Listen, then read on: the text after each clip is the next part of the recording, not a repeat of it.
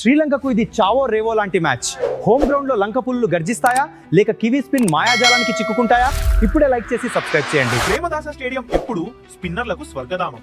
Match గడిచే కొద్దీ pitch slow అవుతుంది కాబట్టి టాస్ గెలిచిన టీం మొదట బ్యాటింగ్ చేయడానికే మొగ్గు చూపుతుంది. 170+ స్కోర్ ఇక్కడ విన్నింగ్ టార్గెట్ కావచ్చు. కీ ప్లేయర్ బ్యాటిల్స్ మహేష్ తీక్షణ వర్సెస్ ఫిన్ ఆలెన్. ఫిన్ ఆలెన్ పవర్ ప్లేలో రెచ్చిపోతాడు, కానీ తీక్షణ తన మిస్టరీ స్పిన్ తో అతన్ని కట్టడి చేయగలడు. ఈ బ్యాటిల్ మ్యాచ్ ఫలితాన్ని శాసిస్తుంది. Pathum Nissanka versus Matt Henry. Nissanka మంచి ఫామ్ లో ఉన్నాడు.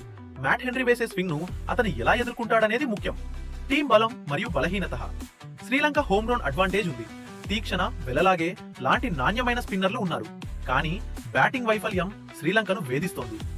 New Zealand team Seifert, Glenn Phillips spin ను బాగా ఆడగలరు. మిచెల్ శాంట్నర్ ఈ పిచ్ పై చాలా ప్రమాదకారి. ఈ రోజు నా ప్రెడిక్షన్, శ్రీలంకకు హోమ్ అడ్వాంటేజ్ ఉన్నప్పటికీ న్యూజిలాండ్ టీం అన్ని విభాగాల్లో బ్యాటింగ్, బౌలింగ్, ఫీల్డింగ్ చాలా బ్యాలెన్స్డ్ గా కనిపిస్తోంది. గెలిచే అవకాశం న్యూజిలాండ్ 55%, శ్రీలంక 45%. ఒకవేళ శ్రీలంక టాస్ గెలిచి 175 కంటే ఎక్కువ పరుగులు చేస్తే వాళ్ళ స్పిన్ అటాక్ తో న్యూజిలాండ్ ను ఓడించే ఛాన్స్ ఉంది.